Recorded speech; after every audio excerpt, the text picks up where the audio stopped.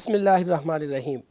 ناظرین، آپ کا میزبان ایم عالم آپ کی خدمت میں ایک بار پھر حاضر ہے۔ اس پروگرام میں آپ گفتگو سن رہے تھے پچھلے پروگرام میں اسپین میں مسلمانوں کی آمد، عروج اور زوال۔ اس موضوع پر ہمارے ساتھ گفتگو میں شامل تھے ہمارے معزز مہمان جناب فرید ملک، اور ہمارا جو پچھلا پروگرام تھا اس میں ہماری بات ختم ہوئی تھی جہاں وہیں سے پھر یہ سلسلہ جوڑا جاتا ہے، اور بات ہماری چل رہی تھی۔ ملک صاحب ایک بار پھر آپ کو خوش آمدید کہتے ہیں۔ ہماری بات چل رہی تھی کہ اسپین کا جو حکمران تھا یوسف جو امیر تھا وہ مر گیا، اور اس کی موت کے بعد جو ہے عبد الرحمن الداخل جو ہے اس نے حکومت سنبھالی۔ وہیں سے ایک بار پھر گفتگو جاری کرتے ہیں۔ جی ملک صاحب، ہماری یہ گفتگو جاری تھی، اور پھر اس کے بعد یہ ہوا کہ عبد الرحمن الداخل جو تھا وہ وہاں پر دوبارہ اس نے جو ہے وہ حکمرانی شروع کی۔ اس دوران جو تاریخ بتاتی ہے وہ یہ بتاتی ہے کہ فرانس میں کنگ شارلن تھے، اور بغداد میں جو خلیفہ تھے وہ تھے ہارون الرشید۔ وہاں پر جو سازش ہوئی وہ کیا تھی؟ اصل میں یہ دونوں لوگ جو تھے، شارلن جو فرانس کے بادشاہ تھے اور ادھر ہارون الرشید تھے۔ ہارون الرشید چونکہ بنی عباس سے تھے، ان کو ویسے ہی اپنے اموی بادشاہوں سے یا اموی خاندان سے ضد تھی، دشمنی تھی، اور وہ یہ نہیں چاہتے تھے کہ کسی سٹیج پہ اموی خاندان کا کوئی فرد جو ہے وہ کامیاب ہو۔ لہٰذا وہ ان کی کوشش یہ تھی کہ یہ عبد الرحمن الداخل جو ہیں وہ اسپین میں کامیاب نہ ہوں۔ اچھا، لہٰذا انہوں نے کئی آدمی وہاں سے وفد بھیجے، انٹریگز کیں تاکہ یہ کسی طرح سے کچھ طریقے سے اس کو مروا دیا جائے عبد الرحمن الداخل کو، یا یہ ہے کہ یہ ناکام ہو جائے اور اس کی حکومت نہ چل سکے۔ ادھر چونکہ فرانس میں بھی یہ ساری سمیع کے زمانے میں یہ فوجیں جو ہیں وہ کافی پیرس کے نزدیک تک پہنچ گئی تھیں، تو ان کو یہ خطرہ تھا کہ اگرچہ وہ واپس چلے گئے تھے لیکن ان کو خطرہ یہ تھا کہ یہ پھر واپس لوٹ آئیں گے، اور یہ پاسبل ہے کہ یہ فرانس کا کچھ حصہ وہ پرماننٹ طور پہ اپنے قبضے میں کر لیں۔ ٹھیک ہے، لہٰذا ان دونوں کی خط و کتابت ہوئی، اور ہارون یعنی کنگ شارلن کی اور ہارون الرشید کی آپس میں قاصد بھجوائے گئے، خط و کتابت۔ ٹھیک ہے کہ اس کو ادھر سے ہم حملہ کرتے ہیں، لیکن ہم حملہ جو کریں گے وہ اندرونی طور پہ سازشیں کریں گے، ٹھیک ہے، اور آپ ادھر سے فرانس کی سرحد سے اندر داخل ہونے کی کوشش کریں۔ لہٰذا یہ ہو گیا۔ شارلن نے وہاں سے اسپین کی سرحد جو ہے وہ عبور کر کے وہ اندر آ گیا، اور اس نے کافی تباہی مچائی، اور ادھر جو تھے اندر سازشیں شروع ہو رہی تھیں۔ کرمونا میں، سیول میں، ہر جگہ کوئی نہ کوئی گروپ کھڑا ہوتا تھا، اور اس کے پیچھے جو تھا وہ ہارون الرشید کا ہاتھ تھا۔ تو اس عرصے میں چونکہ عبد الرحمن الداخل جو تھے وہ کافی پاپولر ہو گئے تھے، اور ایک سٹیج پہ وہ جا کے ان کے پاس تقریباً 70,000 کے قریب لوگ اکٹھے ہو گئے، اور جو کہ فوج میں شامل ہوئے، اور انہوں نے یہ کہا کہ ہم ہر وقت ہر محاذ پہ آپ کے ساتھ جنگ میں حصہ لینے کے لیے تیار ہیں، جہاد کہہ لیں یا لڑائی میں شامل ہونے کے لیے تیار ہیں۔ ٹھیک ہے، جو بھی جنگ کا مارکا ہوا ہم آپ کے ساتھ ہاں، آپ کے ساتھ ہیں۔ تو اس میں عبد الرحمن پہلے 2 سال تو ان کے کافی مشکل تھے، چونکہ امیر یوسف اور ان کے بیٹوں نے کافی ان کو پریشان کیا، اور بعد میں جو 5 سال تھے اور وہ ان کے اندرونی سازشیں اور شارلن کے جو حملے تھے، پے در پے حملے جو تھے وہ ان کے اس میں لگے رہے۔ لیکن ایک بات ان کا جو ڈٹرمنیشن تھا، وہ ینگ مین 20 سال کی عمر میں وہ یہاں آ گئے تھے، وہ یہ تھا کہ انہوں نے آتے ہی ان کو اپنا ملک بہت یاد آتا تھا، اسپیشلی کھجور کے درخت اور وہاں کے جو پودے تھے، اور ان کو اپنا محل جو وہاں تھا، رصافہ نام تھا اس کا، اپنے عرب میں دمشق میں، تو وہ ان کو بہت پسند تھا، اور لہٰذا آتے ہی انہوں نے اپنے پہلے چند دنوں میں ہی انہوں نے جب ان کی سپورٹر کی تعداد بڑھنے لگی تو انہوں نے رصافہ محل کی بنیاد رکھ دی۔ ٹھیک ہے، رصافہ کی بنیاد، اور وہ محل نہایت ہی خوبصورت انداز میں شروع ہوا، اور انہوں نے اپنی زندگی میں اس کو مکمل کیا۔ اچھا، اور اس کے رصافہ محل کے جو باغات تھے وہ انہوں نے ہر ملک میں لوگوں کو بھجوایا، اور وہاں سے پودے منگوائے۔ دنیا کا کوئی ایسا ملک نہیں تھا جہاں سے پودے نہیں آئے، اور وہ رصافہ محل میں اس کے جو باغات تھے ان میں لگے۔ دوسرا ان کا جو کارنامہ تھا وہ یہ تھا کہ انہوں نے دمشق کی طرح جیسے دمشق میں جامع مسجد ہے، انہوں نے وہاں پر مسجد قرطبہ جو کہ دنیا کے عجائبات میں سے ایک عجوبہ ہے، اس کی بنیاد 1755 میں رکھی، مسجد قرطبہ کی، اور وہ خود مزدوروں کی طرح کھڑے ہو کے اس کی نگرانی کرتے تھے۔ یہ اس کا اس محراب مسجد قرطبہ کا محراب ہے۔ ٹھیک ہے، اس کے متعلق میں آپ کو سٹوری بعد میں بتاتا ہوں ٹھیک ہے، کہ یہ کیسے اب بھی کیسے پریزرو ہو رہا ہے۔ ٹھیک ہے، یعنی عبد الرحمن الداخل جو تھے انہوں نے مسجد قرطبہ کی ابتدا کی، ٹھیک ہے، اور انہوں نے یعنی اس میں صبح سے لے کے شام تک یہ خود کام کرتے تھے مزدوروں کی طرح۔ اچھا، اس کا نقشہ جو ہے وہ عبد الرحمن الداخل نے خود بنایا۔ اچھا، ہاں، اس کا نقشہ جو ہے وہ ان کے ہاتھ سے بنا۔ وہ تو بڑی نفاست کے ساتھ ان کے جو بنے ہوئے ہیں سارے وہ۔ ہاں وہ، اور اس میں یہ ہے کہ ان کی پوری کوشش یہ تھی کہ جو یہ ہے آرچیز وغیرہ جو بنائے انہوں نے، محراب ٹائپ ہر طرف سے، محراب سب چیزیں، یہ سارا نقشہ ان کے ہاتھ سے بنا تھا، اور ان کی پوری کوشش یہ تھی کہ یہ دمشق کی جامع مسجد کی طرح اس سے بھی زیادہ خوبصورت بنے، اور ایز اے میٹر فیکٹ اس سے زیادہ خوبصورت یہ بنی ہے۔ جب میں اپنی فیملی کے ساتھ ایک دفعہ جب میں گیا تو وہاں کے جو لوگ تھے، ایک ہسپانوی جو تھا اسپینش، وہ بہت ہی فرینڈلی تھا۔ اس نے کہا ہمارے جو کرسچنز حکمران تھے انہوں نے بلڈوزر کے ساتھ اس کو تباہ کرنا چاہا، نہیں کر سکے۔ اچھا، اتنی مضبوط ہے یہ کہ آفٹر آل انہوں نے یہ کوشش چھوڑ دی۔ سبحان اللہ۔ اور بعد میں یہ کافی نیگلیکٹڈ ہوئی، اس میں چرچ بنے ہوئے ہیں۔ جب ہم نے وہاں نماز پڑھنے کی کوشش کی تو پولیس آ گئی، انہوں نے کہا کہ آپ اس میں یہاں نماز نہیں پڑھ سکتے، یہ چرچ ہے۔ ہاں، قذافی کا ایک دفعہ یہاں سے گزر ہوا تھا، تو انہوں نے کہا کہ یہ جو محراب ہے یہ بہت ہی ایکسپینسو بنا ہوا ہے۔ کرنل قذافی لیبیا کے جو ہے، یہ لیبیا کے ہیں، تو انہوں نے کہا کہ یہاں پر ایک جو ہے وہ زنجیر ڈالی جائے۔ یہاں پر اب وہ زنجیر ہے، کافی ہیوی زنجیر ہے، اچھا، بار ہے۔ تو انہوں نے کہا کہ وہ جو پولیس والے تھے انہوں نے کہا کہ آپ یہاں پر نماز پڑھ سکتے ہیں، اس کے اندر جا کے۔ انہوں نے چین جو لگوا دی ہے اس کے آگے، اس کی کیا وجہ ہوئی؟ تاکہ وہ مسجد رہے، محراب جو ہے وہ مسجد رہے، یعنی اس کا جو محراب کا جو ایک مذہبی پہلو ہے وہ باقی رہے، چونکہ کسی نے اگر نماز پڑھنی ہے تو وہاں کریں، لیکن باقی سارے اس کے اندر بے شمار 5 6 7 چرچ بنے ہوئے ہیں مختلف فرقوں کے۔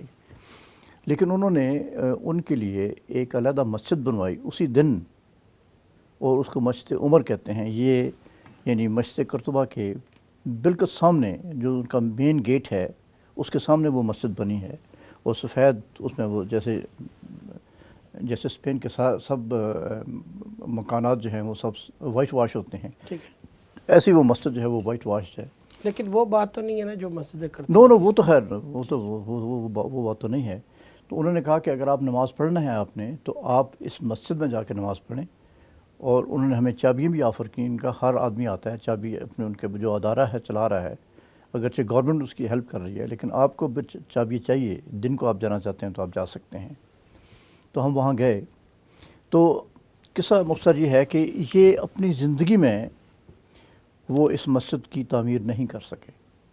اچھا، ابتدا کی لیکن تعمیر مکمل نہیں ہوئی۔ ہاں، چلتی رہی بنتی رہی، اور انہوں نے 68 یعنی 20 ایئرس کی عمر میں وہ وہاں آئے تھے، اور 68 کی عمر میں انہوں نے 69 کی عمر میں انہوں نے وفات پائی، اور اس عرصے میں مسجد بنتی رہی اور اس کی ایکسٹینشن ہوتی رہی۔ یعنی کہ 48 ایئرز وہ اس پہ لگے رہے۔ ہاں، وہ خود لگے رہے، ہاں، ٹھیک ہے۔ 1755 سے، چونکہ فوری طور پہ آ کے انہوں نے محل رصافہ جو ہے وہ شروع کیا تھا۔ ٹھیک ہے۔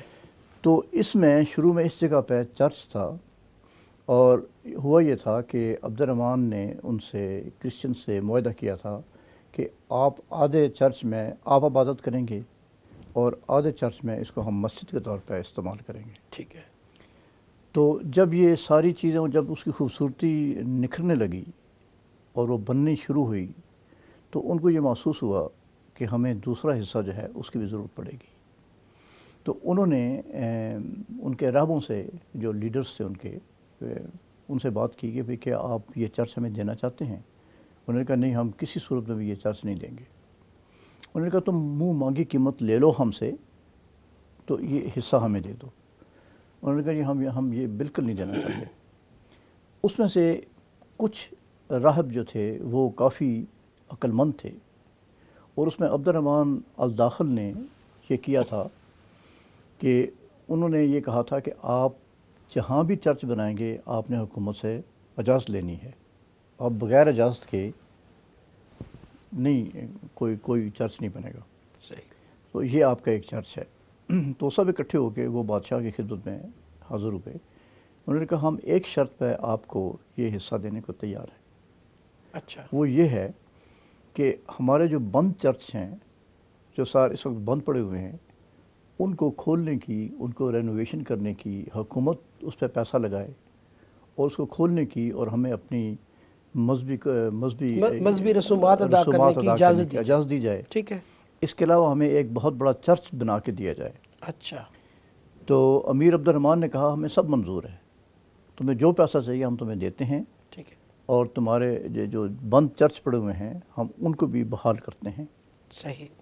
تو اس صورت میں یہ معاہدہ مکمل ہوا، سائن ہوئے، اور پھر اس کی تعمیر جو ہے وہ زیادہ ہوئی۔ اس کے ایک کونے میں، اچھا، مسجد کرتبہ کے ایک کونے میں، ہاں مسجد کرتبہ جب بن رہی تھی، ٹھیک ہے، اس چرچ کے ساتھ ہی ٹھیک ہے، ایک ایسا کونا تھا کہ اگر اس کو آپ نہ لیتے، اگر عبد الرحمن نہ لیتے، تو مسجد جو ہے اس کی شیپ کچھ مطلب اس کو دوسری طرح سے ہم اس کو کم کرنا پڑتا۔ اچھا۔ تو اس میں ان کے زمانے میں 19 بڑے دروازے تھے، اور محرابوں کی تعداد جو تھی وہ 38 تھی۔ اچھا۔ 38 محراب تھے۔ یہاں اس کونے میں، اس آخری کونے میں ادھر اس بڑھیا کا گھر تھا۔ اچھا، ٹھیک ہے۔ تو خلیفہ نے اس کے پاس اپنے وزیر بھجوائے، پولیس بھجوائی، جو بھی اثر رسوخ والے لوگ تھے سب کو بھجوایا، اسے کہا کہ بڑھیا یہ ہمیں گھر دے دو۔ اس نے کہا نہیں، گھر نہیں دوں گی۔ اس کو پتہ تھا کہ یہ ایک ایسا بادشاہ ہے کہ یہ ظالم نہیں ہے، اور یہ کبھی کوئی زبردستی چیز نہیں لے گا۔ ٹھیک ہے۔ ان کی ریپوٹیشن اتنی اچھی تھی، ٹھیک ہے۔ تو آخر میں عبد الرحمن خود چل کے گئے، اچھا، اور انہوں نے کہا یہ الفاظ سے کہ ماں یہ ہمیں دے دیں، یہ ہمیں دے دیں، آپ کو جو چاہیے ہم آپ کو دینے کو تیار ہیں۔ تو وہ بڑھیا جانچ رہی تھی کہ یہ بادشاہ مجھ پہ ظلم کرے گا یا نہیں کرے گا۔ کافی دفعہ وہ جب واپس آ گئے تو بڑھیا نے کہا کہ یہ خلیفہ کیسا ہے، یہ مطلب یہ بادشاہ کیسا ہے، اس نے مجھ پہ کوئی ظلم نہیں کیا۔ تو اس کو خود خیال آیا، اور وہ خود ان کے پاس آئی اور کہنے لگی کہ ہاں وہ حصہ میں تمہیں دینے کو تیار ہوں، بشرطے کہ یہ جو آپ کا پل بن رہا ہے، انہوں نے پل بہت بڑا زبردست پل بھی بنوایا تھا، تو اس کے پار مجھے ایک بہت بڑا عالیشان گھر تعمیر کر کے دے دو، اور کچھ پیسے بھی دے دو تو میں چلی جاؤں گی۔ انہوں نے کہا تو یہ بات تو آپ نے پہلے مجھے بتا دینی تھی، میں تو ساری رقم آپ کو لے کے گیا تھا۔ ٹھیک ہے۔ تو وہ انہوں نے حصہ جو ہے وہ اس سے لے کے بڑھیا سے مسجد میں ڈالا، اس کی اجازت لے کے، ٹھیک ہے، تو وہ انہوں نے اس میں شامل کیا۔ تو ان کے 2 سال، آخری جو 2 سال تھے اس میں بھی مسجد تعمیر ہو رہی تھی، تو ان کی ڈیتھ ہو گئی۔ اچھا، آخری 2 سالوں میں ابھی مسجد کمپلیٹ نہیں ہوئی تھی۔ ٹھیک ہے۔ بلکہ یہ کہتے ہیں کہ آخری جو ان کے 8-10 سال تھے، انہوں نے اپنے جو کہیں اگر بہت ضروری کام، جنگ میں جانا پڑے تو وہ جاتے تھے، لیکن ان کا سارا کام جو ہے وہ حشام کے، ان کے بیٹے کے سپرد تھا۔ حشام کے؟ حشام۔ اچھا، حشام جو تھے یہ عبد الرحمن الداخل کے صاحبزادے تھے؟ ہاں، یہ ان کے بیٹے تھے۔ بیٹے۔ اور وہ ان کی، کچھ لوگ کہتے ہیں کہ ان کی محبوب جو بیوی تھی وہ ان کے بیٹے تھے۔ اچھا۔ لیکن تاریخ میں اکثر یہ آیا ہے کہ صرف اس وجہ سے نہیں انہوں نے اس کا انتخاب کیا تھا، بلکہ اس میں واقعی صلاحیتیں تھیں۔ لیکن ان کے عبد الرحمن کے بیٹے تھے کتنے؟ وہ ایک تھے، سب سے بڑے سلیمان تھے، اچھا، اور اس کے بعد عبداللہ تھے، ٹھیک ہے، اور یہ سب سے چھوٹے تھے حشام۔ اچھا۔ تو حشام کو انہوں نے ہمیشہ ان جنگوں میں وہ شروع سے بھیجا. یعنی جو بھی مار کے ہوئے ان میں ہاں وہ وہ شامل تقریباً ہیں. 10 سال سے وہ حکومت کا عملی طور پہ حصہ رہے, یعنی ان کی قربت بہت رہی. ہاں ٹھیک ہے, میرا مطلب ہے کہ قربت کے علاوہ یعنی جو سلطنت کا بندوبست تھا, انتظام تھا, وہ امور جو تقریباً تھے وہ بھی اس میں وہ 10 سال ٹھیک ہے. نہیں وہی کرتے تھے. ٹھیک 10 ہے. سال سے وہ حشام کے پاس ہی تھا, کیونکہ عبد الرحمن جو تھے وہ مشت کرتبہ کے کاموں میں مصروف تھے. انہوں نے مزدوروں کی طرح اس کی اینٹیں اٹھائی ہیں. اس میں بے انتہا مطلب ایگز, انڈے لگے ہیں. انڈوں وہ کہتے ہیں کہ بھئی اس کو ہمارے بلڈوزر نہیں, اس کو اس زمانے میں یعنی اس کی کنسٹرکشن میں ہاں انڈوں کا استعمال بھی ہوا. انڈوں کا استعمال ہوا ہے. اچھا, یہ کوئی ٹیکنالوجی ہے. ہاں ٹیکنالوجی ہے کہ اس میں وہ اس کو توڑ نہیں سکتے تھے, حتیٰ کہ اس نے چھوڑ دیا. اور پھر دوسری بات یہ تھی کہ جو اس کے وہ سمجھتے ہیں کہ پھول پودے جو مطلب ڈیکوریشن ہوئی ہے, وہ تو سمجھتے تھے کہ یہ پھول پودے ہیں, لیکن ایکچولی ان میں قرآنی آیات تھیں. اچھا ٹھیک ہے. لا الہ الا اللہ, الحمدللہ, یہ ساری چیزیں. ٹھیک ہے. اگر وہ کسی جگہ سے ٹوٹ جاتا تھا تو وہ لوکل لوگ نہیں کر سکتے تھے. ٹھیک ہے. یہ اب جب ریکنکوسٹ ہوئی ہے اس کے بعد, تو اب بھی اگر اس میں کوئی ایسی ٹوٹ پوٹ ہو جائے تو وہ مراکش سے لوگ آتے ہیں اور وہ اس کی ریپیئر کرتے ہیں. ٹھیک ہے. تو یہ جناب یہ اس کا سینٹرل محراب ہے جو کہ بڑی ہی خوبصورت, اور اس پہ بے انتہا پیسہ صرف ہوا ہے. اور اس کے ایک کونے پہ بہت کم لوگوں کو پتہ ہے, اس کے پیچھے اس کی ہسٹری لکھی ہوئی ہے. بہت کم لوگوں کو پتہ ہے اس محراب کے پیچھے مطلب اس محراب کے ایک طرف جو ہے ٹھیک ہے. وہ اس کی ساری ہسٹری لکھی ہوئی ہے کہ یہ کیسے بنا اور اس کی کیسے تعمیر ہوئی, اور اس میں کن کن علماء نے حصہ لیا. اچھا. تو اس طرح سے یہ عبد الرحمن جو ہیں ان کو عمارتوں کا اور محلات کا اور اسپیشلی مسجدوں کا بہت شوق تھا. انہوں نے اپنے دور میں یہ ایک بڑا نادر نمونہ بنایا جو آج تک بھی دنیا کی سب سے بیسٹ عمارتوں میں یہ اس کا شمار ہوتا ہے, اور مساجد میں تو نمبر ون ہے. تو اس میں یہ کافی کام ہوتا رہا. تو پورے اسپین میں ان کو ایک مقام ہے مریدہ.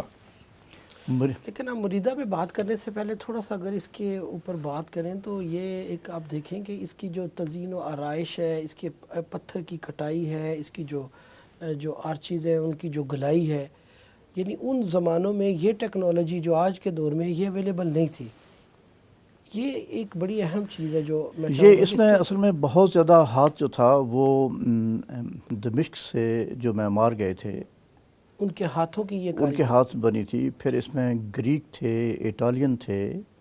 عبد الرحمن کا جو سلسلہ تھا وہ اس زمانے میں اپنے بہت ان کی جو اثر و رسوخ تھا اور ان کی شہرت جو تھی وہ دوسرے ملکوں میں پھیلی ہوئی تھی. ٹھیک ہے. اور انڈیا سے بھی لوگ گئے تھے. اچھا. اور انہوں نے یعنی ہر جگہ اس زمانے میں جہاں بھی فن کا کوئی آدمی ملا, جہاں بھی ان کو مطلب ہے کہ تعمیر کے فن کی جو بھی چیز تھی وہ انہوں نے ان لوگوں کو بلایا اور اس کو کہا کہ اپنا فن پارے. ہاں لیکن نقشہ ان کا تھا, اور نقشے کی بناتے ہوئے بھی ہر موقع پہ ہر جگہ وہ موجود ہوتے تھے, اور ان کو بتاتے تھے کہ یہ بات ایسے ہونی ہے, ایسے نہیں ہوگی. صحیح.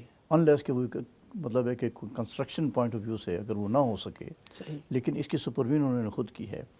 لیکن ایک بات میں یہ بتاتا چلوں کہ یہ صرف ان کے 2 سال کے بعد ہی کمپلیٹ نہیں ہوئی, یہ آگے 40 سال تک یہ مسجد بنتی رہی ہے. اس کے بعد بھی؟ ہاں اس کے یعنی بعد بھی 48 سال انہوں نے اس کی تعمیر میں حصہ لگایا اپنی زندگی کا. 1755 سے انہوں نے اس کو شروع کیا.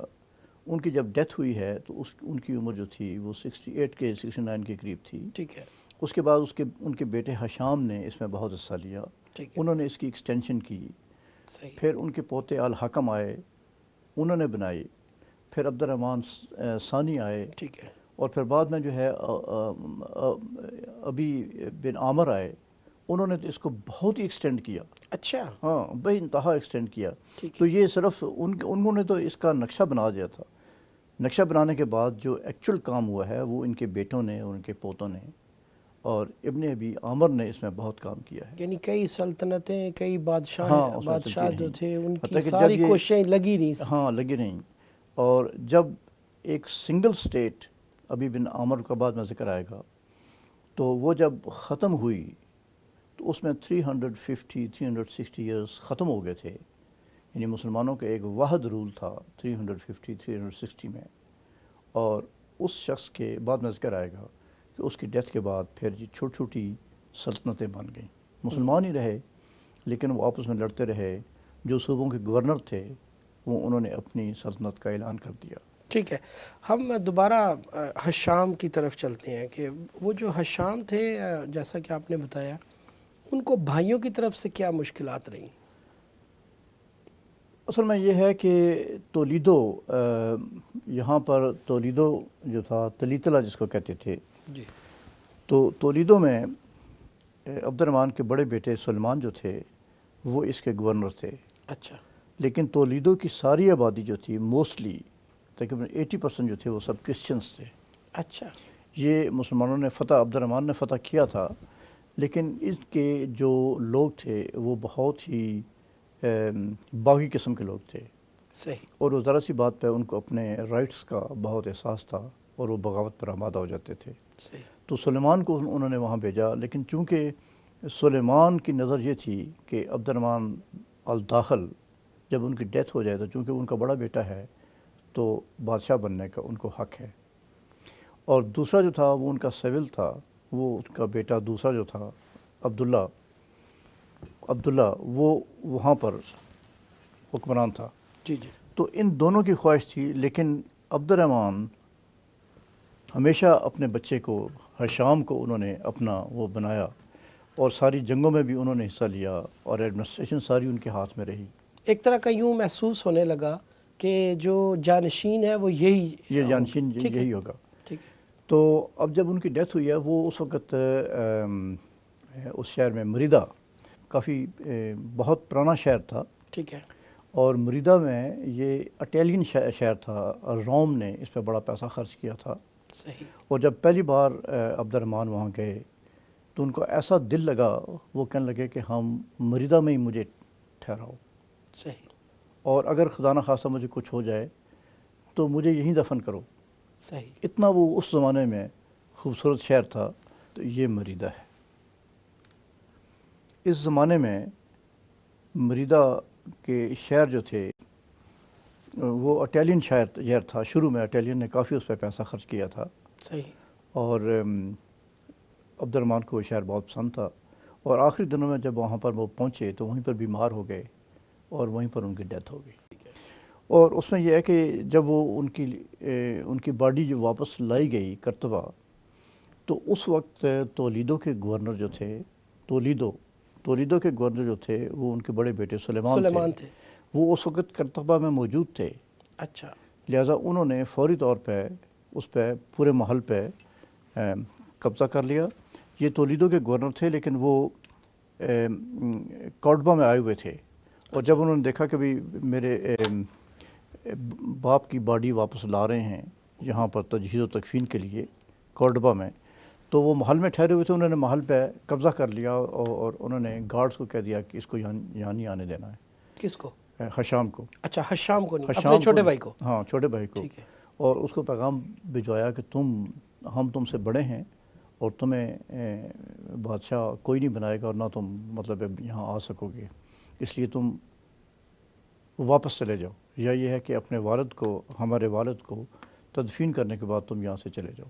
ٹھیک، تو انہوں نے ایک وفد بھیجا، حشام نے ایک وفد بھیجا، اور انہوں نے کہا کہ آپ عقل کی بات کریں، گزشتہ 8-10 سال سے اس حکومت کو میں چلا رہا ہوں، ٹھیک ہے، اور والد صاحب کی بھی خواہش تھی، انہوں نے مجھے نامینیٹ کیا تھا، لہٰذا آپ باز آ جائیں اس خیال سے، اور وہ آپ اپنے بھائی کو، یعنی دوسرے بھائی کو، عبداللہ کو بھی آپ اپنے ساتھ نام لائیں، ٹھیک ہے، اور عقل مندی کا تقاضا یہ ہے کہ ہم والد صاحب کو، اپنے والد کو دفن کریں اور آپ یہاں سے چلے جائیں۔